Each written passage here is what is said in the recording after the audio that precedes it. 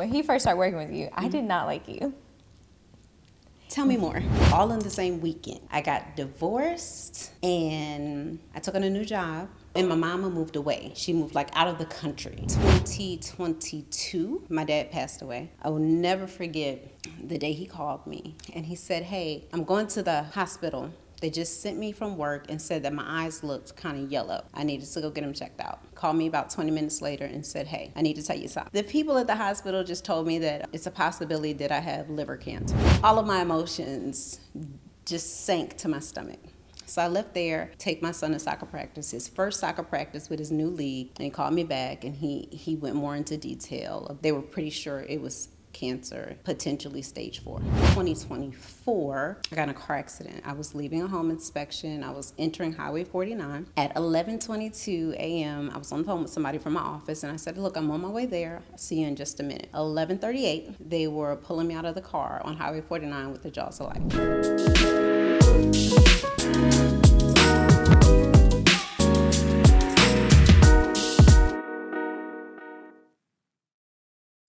Hey, Nakia. Hello. Realtor extraordinaire. Okay, your girl be out here killing it. Actually, just became an associate broker. I did. You did. You go, girl. Thank you. You go. So, off camera, you kind of mentioned that since about, 2018, you've been in this, 2-year, I don't even want to call it a trauma cycle, but something crazy happens to you every 2 years. Yeah, that's been the case. Give us, an overview. Okay, so, and I'm gonna say this. Yes, something crazy has happened, but only by the grace of God, I'm continually carried through these things. So I'm not living in trauma, but I do experience trauma that a lot of people don't know about. So 2018, I got all in the same weekend. I got divorced and I took on a new job.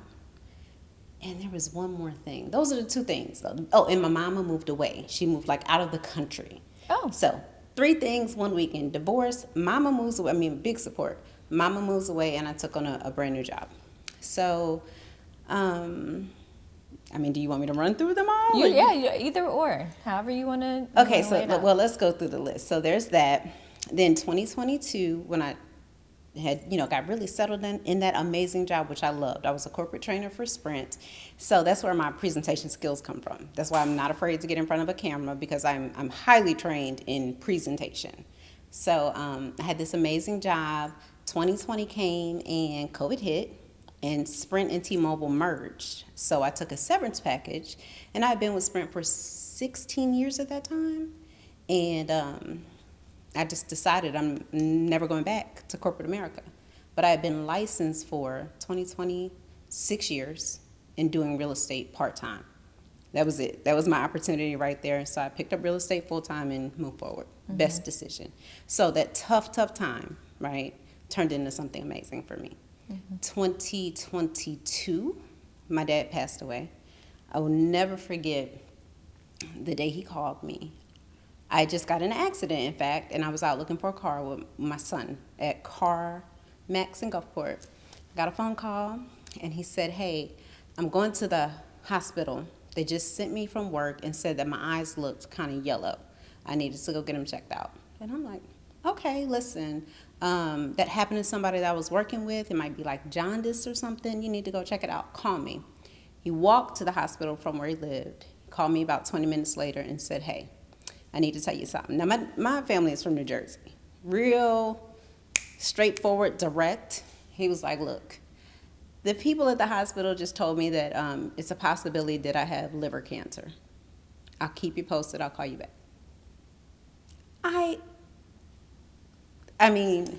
Just all of my emotions just sank to my stomach. So I left there, and I remember going to take my son to soccer practice, his first soccer practice with his new league, getting off at exit 50, and he called me back, and he went more into detail about the findings and that they were pretty sure it was cancer, potentially stage 4. I spent the next 18 months with my dad in the most intentional space you could imagine between a father and a son, a father and a daughter. And then, let's see, 2022, 2024, I got in a car accident. I was leaving a home inspection. I was entering Highway 49. At 11:22 a.m., I was on the phone with somebody from my office, and I said, look, I'm on my way there. I'll see you in just a minute. 11:38, they were pulling me out of the car on Highway 49 with the jaws of life. And that's it. That's been every 2 years since 2018. Okay. Okay. So we're just going to start at the beginning. Okay. So with the divorce, Mm-hmm. were there like signs, symptoms, signals? I'll say this about my divorce. I'm very, very private, and that sounds crazy Yeah. for somebody who's so public on social media, but my social media is what I want to display, right? Yeah. I want to display that I support women, I am a great sports mom, and I'm a great realtor. That's what you see. But in terms of my personal relationship, we were technically separated a whole year before. Nobody even knew. I'm talking living in separate houses, and it was tough. It's tough for everybody, but I'm very, very cautious. I have been cautious of how I've explained this to people. I've had young women come to me and say, hey, things aren't working out between me and my husband. You made it look so easy. Divorce is not easy. Nothing about it is easy. So I'm cautious, right? The first thing you should do is pray about your marriage. I'm not your final end-all be-all source, right? And I'll share my experiences, but that is between you, your husband, and God, first and foremost. I tried to keep it real private because I know that the way that I handled it, everybody doesn't have the capacity. I don't even know if I had the capacity to handle it the way that I did. But I think the biggest thing for me in divorce was the fact that, and I still see the remnants of this decision to this day. What I made up in my mind was that my children would not skip a beat. So that propelled me into this high performance. It's in my personality. I'm very ambitious, but I do the things that I do the way that I do them because I don't have a choice. Some people may wake up in the morning and feel like, oh, if I do it, I don't have a choice. My mind works and says that if I don't do it, they don't get it. It doesn't get done. That's why I work. That's the why, but behind the reason I do things the way that I do. So, I just kind of got divorced, and then the next weekend I was just back at it, throwing myself into work and high performance, high achievement, because I did not want my children to suffer. I don't care who you are, divorce feels like failure. And I hadn't at that point faced much failure, and then outside of myself, when I'm thinking about my children, the lives of my children, it's still not an option. So, fast forward all of these years later, I have a great co-parenting relationship. I'm very, very thankful that they are in the best possible space that I think children can be in, aside from their parents being together in the same household. There are some mistakes that I made along the way, and I kind of self-diagnosed those mistakes, right? So I wanted things to be my way, right? My level of communication, these are my kids, and I felt like, mistakenly, my way was the only way that mattered, and my way was the only way that was right. But in hindsight, my ex-husband and I communicated through the process the way we had communicated through life. I am very vocal and very direct. He was more quiet, more, reserved.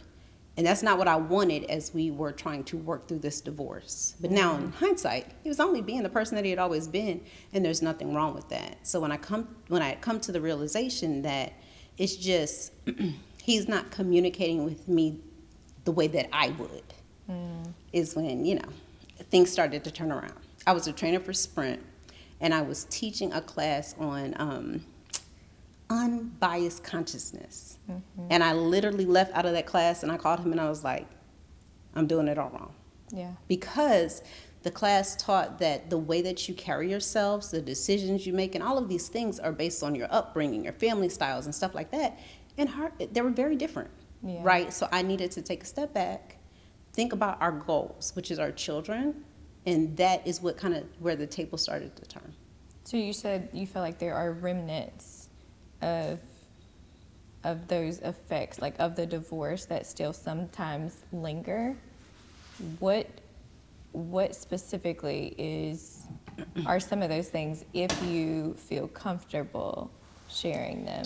That's a wrap on More Than a Mother. I wanted to say thank you so much for everyone who came out. Both nights were filled with laughter, love, and tears. I hope that you walked away not just with a sense of relief, but with tangible practices that you can put into place in order to become your next best self.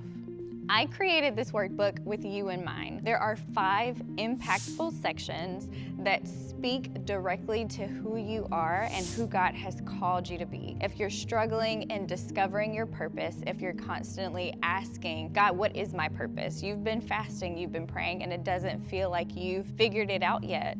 This workbook was specifically designed for you, and I want to put it in your hands. In the way that I work, I literally, I don't necessarily take the breaks that I should. I try not to let the things impact my children. They definitely impact me and my mental health. And, looking further down the line, if I would let myself kind of lighten up a little bit, maybe I wouldn't have had that accident, things like that. But it all goes back to my commitment to do every single thing that I can do for my children. And I'm super fortunate, right? They have all of this support. My mom's always there. Their dad is amazing, but I kind of run my life like it's only me, and then everything else is extra. And that's not the case, but that's just how my mind perceives it. If I don't do it, it won't get done. But is that always true? No, it's definitely not true. Yeah. But the mindset is kind of like a gift and a curse. Yeah. It's not true. There are so many people out there that I know personally that really don't have support, really truly don't, but I do. They do. I don't know why I don't wrap my mind around the fact that, girl, you got some help. Slow down, allow other people, because those things, melt over into relationships. Mm-hmm. There's a lot of people, personal relationships, romantic relationships, where people want to lend a helping hand, but it's hard for me to just let up in that way. I'm just hyper independent.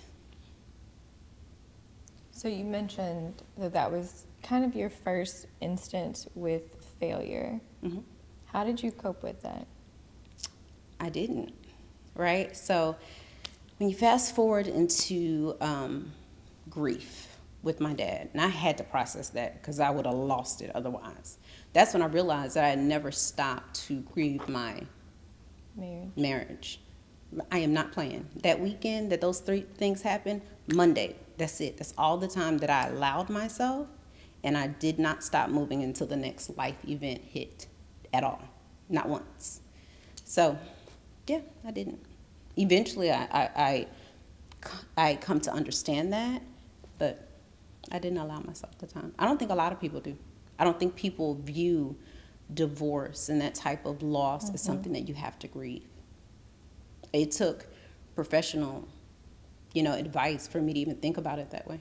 Yeah, my dad went through counseling classes before, and he said there was a room where they were teaching a class, and the class title was Death and Divorce.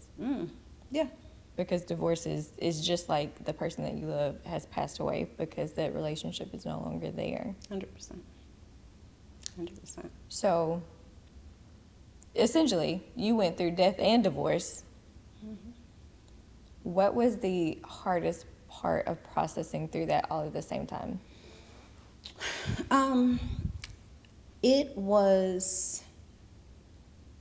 The hardest part was the fact that it's always something. It's been like a continual cycle. So when I get back to a normal space, there was another tragedy, for a lack of a better term.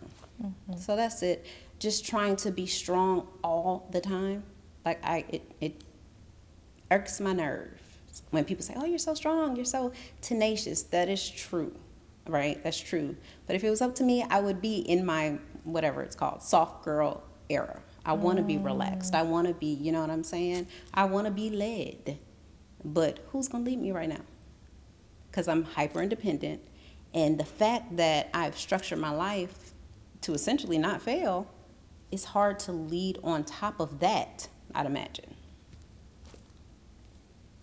obviously you have like learned because you're in a better like co-parenting space. But what are some of the things that you think are still the hindrances that you have that prevent you from moving forward in relationships? Maybe I don't know.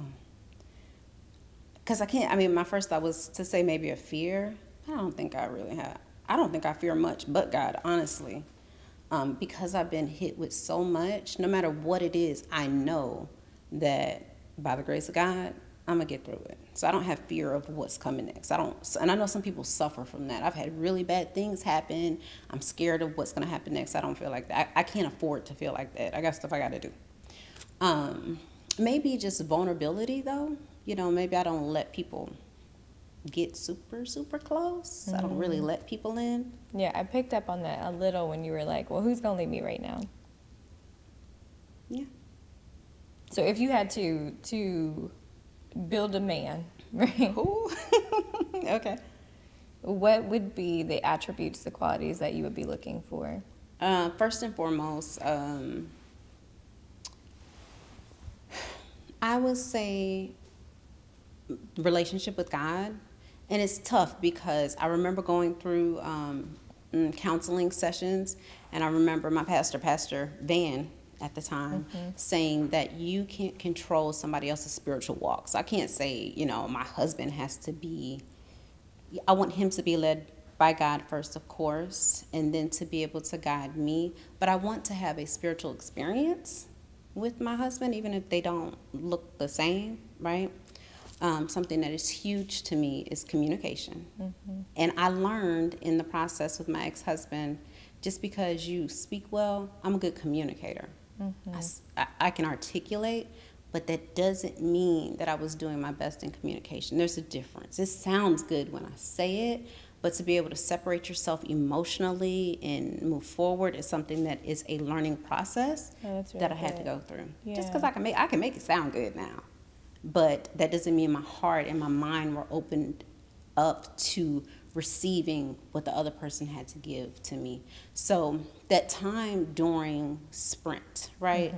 I had been with Sprint, I was excellent in sales, and I was great in management. And then I landed this training job. And I thought because I was a great manager, I was going to be a great trainer. And I was a great trainer, right? But the skill set required had nothing to do with the experience I already had. It literally was God placing me in this space to facilitate people who were brand new to a business, but I think most importantly, leaders. And I would take the things that I was learning and I would feed them right back into my household. And if you know me, I'm like extremely business focused. Everything can go back to business for me. But some of these concepts really kept me going during this time, right? So I learned how to better communicate. I learned active listening skills, not because I sat down and talked to a therapist. That would have slowed me down and I wasn't going to do that. But because God said, let me place this in front of you because you need this in you. You need this downloaded in you because you need this information, not for people learning how to be store managers. You need this for your life right now. So I learned to listen and I started to make some changes. In hindsight, I can see what God was doing. But at the time, it was really a struggle. My personality type says that if you tell me, Nakia, you got between now, today, and then, 2 years from now, right? It don't matter what it is. I'm going to work my hardest and I'm going to bang it out. But if I don't know that time frame, and I got to go 2 years in 1 day, but I don't have that time frame set, it's going to stress me out. I am very much about a timeline. You tell me what to do, I got it. I don't like the unknown. So it's all been a learning experience. Why do you think you don't like the unknown? I don't know. I just like a certain type of structure. That's all, just structure. I'm real big on I'm like, if I leave my house in the morning, right, if I leave at 6:50, I know that I will arrive at school at 7:22. That's just how my brain works. I'm real numbers, math driven. So I'm also numbers, math driven, but I have found it actually sometimes hinders my walk with God. because I expect him to like show up a certain way, Yes. do a certain thing, and when he doesn't, I'm like, just wait. I was waiting on you. Yeah. Like, Yeah. do you experience that same type of thing? I do, and I think that sometimes I even struggle with my talents because I'm blessed with the talents that I have, and I have to go back and be like, okay, but what does God want? I have to go back and I have to really open myself up to not want to take control of it myself, but see what does God want. And I wish I did a better job of doing that in the present. I think I do a pretty solid job of going back and saying, this is what God was trying to show me, but I want to walk with God through these situations. Yeah, that's really good. So I want to ask a question. You mentioned your mom moving, and she was your biggest support system during like that crazy period of your life. Through all those changes, did you feel like you had support? Yes, from a distance. And even my mama will say, we've had this discussion, that again was nothing but God. Because listen, you know my mama, Mama Bear. I love her. Right? So, and I'm the same way. So, had she been here physically, I think it would have actually been more complicated than what it needed to be. That was something that he and I needed to go through. So that was also direct assignment from God. I'm going to have you here supporting her from a distance. And she was a phone call away in the St. Thomas or somewhere, some in our islands. So she was a phone call away, but physically, this is between me and my then, now ex-husband. So it was okay. So you had outside of her, like people that could physically show up for you? Yes, I had people who could. I don't know if I told anybody. Like, I was good in probably divorce before I started even telling people. I didn't include anybody else. I have a really good friend who I ended up selling a house to. And the way that I told her, we were out looking at houses in a certain area, and my ex-husband had moved. And I was like, oh, this is where he lives. She was like, what? I'm sorry? And he had been going for 7 or 8 months. So unless somebody can add some value by me telling you a story, I just typically don't include people into that part of my life. That's really good. At all. Especially when people put so much out there on social media and they want that, I think it's validation. They want somebody to see their pain and validate, like, yes, you are right in feeling wronged. Right. But you're like, if you can't add value, if you can't help me get through it in a constructive way, right, then there's no point in me telling you the story. At all. At all.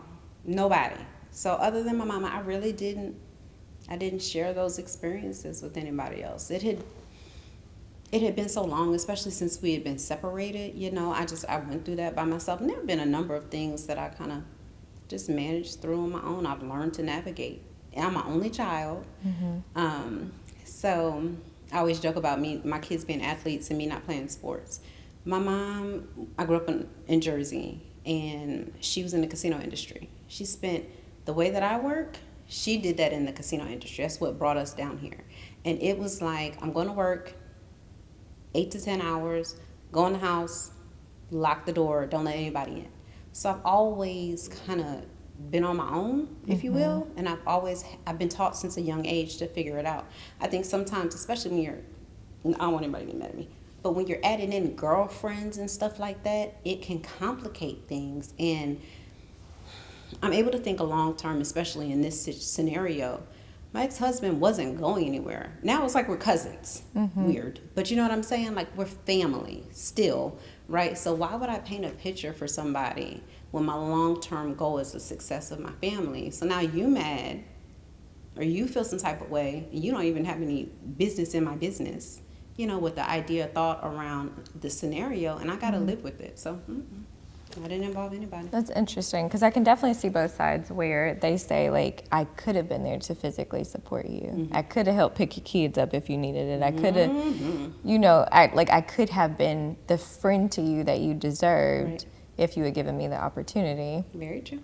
But on the flip side, I also see, like, no, we needed to work this out so that I didn't push him out. Right, 100%. Because I think it's easy for women, and if I'm speaking very plainly, to be like, well, I got my friends, I got my mom, I got all these women and people who support me. I don't need you anymore. Right. So now you may not add as much value to their lives. Right.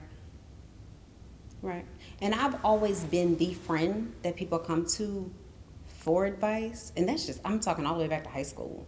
I've never been like, hey, girlfriends, what do y'all think about this? You know, it's just not my personality. In fact, I've had some excellent friend relationships. And to my surprise, some of those came in my adult years. I thought that, you know, at a certain point, I was done making friends, college maybe. But I made a good friend last year, right? You know what I'm saying?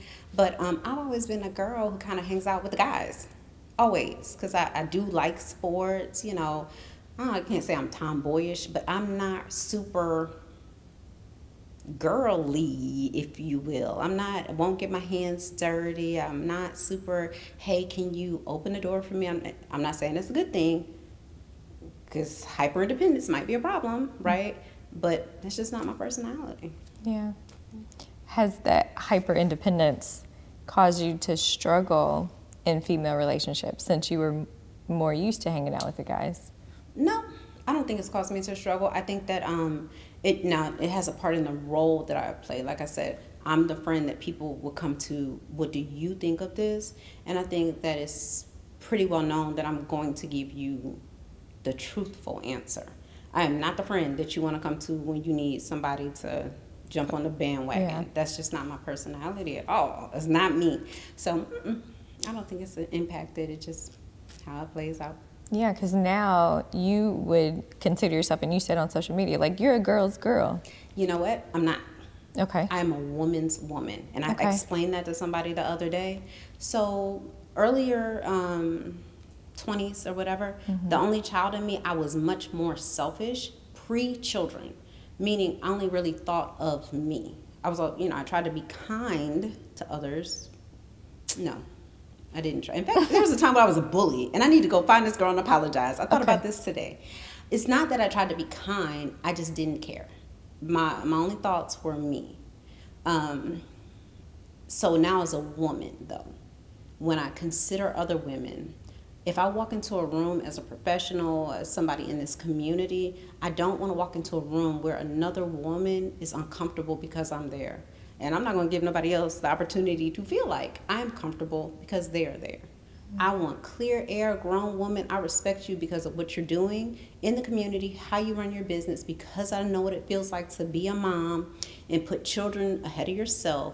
That's why I'm a woman's woman. I wasn't the best girl's girl. I was more really concerned with myself. I just didn't care about other people's thoughts and opinions. But now I do. It's important to me. Yeah. So have you been able to, would you consider yourself like a friend group friend, or do you just have separate relationships with friends? Separate relationships with friends, but I can bring those people together. But I've never been like, let's all 20 of us go on a trip. Not me. No. Not at all.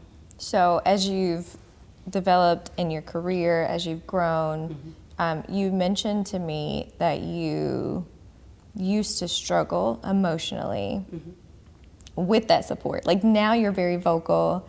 Now you are out there and you're like, yeah, like, we're going to support her. At least I am. I'm going to do these things. But before, you struggled emotionally. What was that internal struggle that you had? So let's call it jealousy. Maybe I don't even want to say jealousy, maybe envy. I don't know what the proper term is for it, right? I don't think that I've ever really been like, I'm jealous of Aisha per se. But let's just use real estate as an example. So let's say I'm not jealous of Jamie, right? But in all honesty, I've seen people have maybe an experience or an opportunity that I felt like, oh, I wish I would have taken advantage of that. Or even in real estate, that could have been my client. I know them too. So it's not about the person per se, more so the experience. So what I remind myself of is the bigger picture, which is I want to support other women. So no matter what I see Jamie do, no matter what I see, I'm trying to think of some, maybe it's like First Lady, whatever I see, these other people do just within real estate, right? no matter what, I want to be the first person to cheer them on. And sometimes I've been in positions where I've had to say, okay, God, something about that didn't feel right. And because I saw you post something the other day about a prayer that you would say. And I was like, oh, that was nice and thorough. I have been like, okay, God, create in me a clean heart. Something about that didn't feel right, but I still want to support this woman. And the more I got into that practice, the more sincere and genuine it becomes. Now it's second nature. But I just want to be honest and letting people know that if that's where your heart is, but yet that's not where you start out at, that's a skill. You work on it. You keep trying to develop it if that's really where your heart is. Yeah, absolutely. Yeah, so I went live and I was like, let me just put this out there because I don't think jealousy is like a backroom conversation. Like, oh, I think they're jealous of me. But it's not something that people openly admit to. Right. It's not like, hey, I'm struggling with jealousy today. Right. Hey, I was kind of jealous that you signed that deal. It's not a conversation that people have open and honestly. Right. And I think it's because we struggle with the concept that God is infinite. Right. Or at least I did. Right. No, I understand. Yeah. And for me, I think the bigger picture and the things that help get over those emotions is the fact that I really believe that what God has for me is for me. And that just wasn't for me. And that's okay. But I think that when you get lost in what you feel like is best for you, or you feel like, what you wanted outside of God's plan for you, is when those feelings really can take over. But I'm mindful of it every single time. Create me a clean heart. Let me celebrate this person the way I really want to. I don't want anything holding me back from celebrating my sister. So I have a confession to make Okay. as we close out, okay? Okay. Because you used to be one of my husband's clients, and you are doing phenomenal things, and I'm so grateful for that. And I was able to do a small group with you, which helped me a little bit. We did the Proverbs 31. Oh, yes. Yeah, Right, yeah. absolutely. So when he first started working with you, I did not like you. Tell me more. So, but I think it was a part of that, like, envy, jealousy. He was, like, working with you all hours of the day, and I was at home with a new baby by myself, or, like, Yes. pregnant by myself. Yes. Right? And I'd say, like, dang, babe, like, I can't have none of your time. And he was like, well, Nakia out here working, and she doing this. I'm like, first of all. And so when I would say something to him, I think it was his defensiveness that made me be like, well, hold on. Yeah, because I'm like, wait a minute, you didn't like me or you didn't like him? Both. Tell me more. No, but as I've gotten to know you, I can appreciate, because you really are a woman's woman. And I'm like, man, like she's just a goal getter. And I think you intimidated me because I wasn't going as hard as I wanted to be going at that time. Because I was complacent, baby. I was at the house, I was sick, I was pregnant, and then when I had the baby, I was woe out. Right. I understand. But he was so motivated by you to work that much harder. I'm like, well, dang, she out here motivating my man, and she doing this and this and that. And so I said that, first of all, to get off my chest, and I apologize if it comes across wrong. I But appreciate that. I wanted to say, first of all, if you see this woman and you don't like her, the problem is you. Okay? Because you just have such a genuineness about you. Thank you. Like, where you really love, and you're amazing at what you do, and you go full force and you go hard. And I know you're tired. Yes, very much so. Yeah. Very Tired much so. of being a strong one. Yes. But you are phenomenal. Thank you. I just wanted to say that. I appreciate that. Can I talk about that for a second? Absolutely. Because sometimes I worry about that. That's really important to me. So in business, right, I'm mindful when working with somebody's husband. I try to be as mindful as possible. So if it's a husband-wife, I try and gravitate towards the husband, because I know for whatever reason, maybe not necessarily anything that I've done personally, but those feelings may arise in some, situations. So I appreciate you saying that, and I want to just go on record and say that I'm mindful, and that's why I do try and gravitate Towards the wife. towards your wife. Now, Yeah. Tyrell's like my little baby brother, right? So I get it. I get it, but I don't get it, right? But I'm very aware in business. Like, that's why I put my intelligence and my experience before like my look.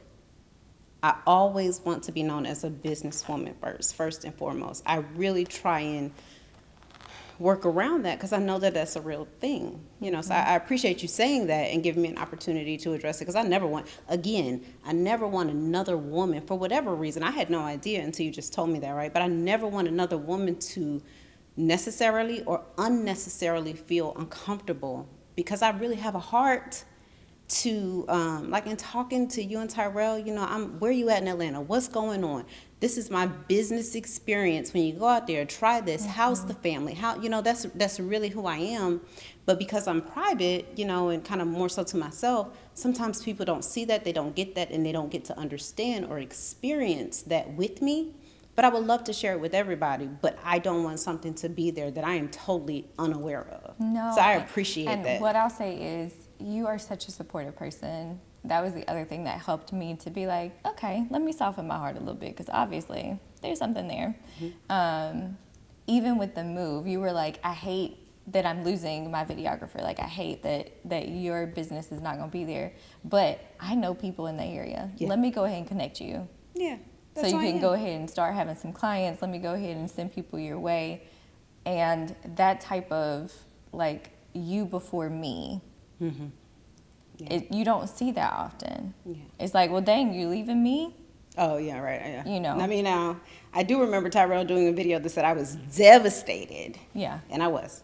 But, you know, you before me.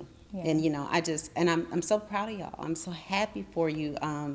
We were just kind of discussing your church experience. You guys deserve to be in a position to receive and look at life totally different.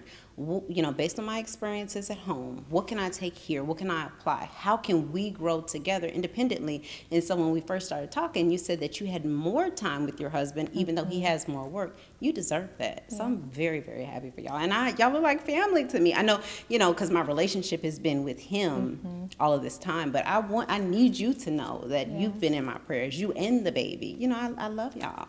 I appreciate that. Not me finna cry. She ain't cried this whole episode. So give us like just a quick update, because I know we're wrapping up. A quick update where you are and like practical things that you have put in place. So even when those thoughts of like intimidation or envy or just or whatever those were came, the practical steps that you put in place to get over those hurdles. And where you are like emotionally, physically, career-wise, you know. So let's start with those feelings, right? I don't really experience those so much now because of the practical application. It was, this feeling comes up, pray about it. Pray for her, you know? And then after time, I don't experience that. Now, a lot of that probably had to do with where I maybe was at a stage in my life, but I'm really comfortable in my career. A lot of my business, I'll catch up on my career now.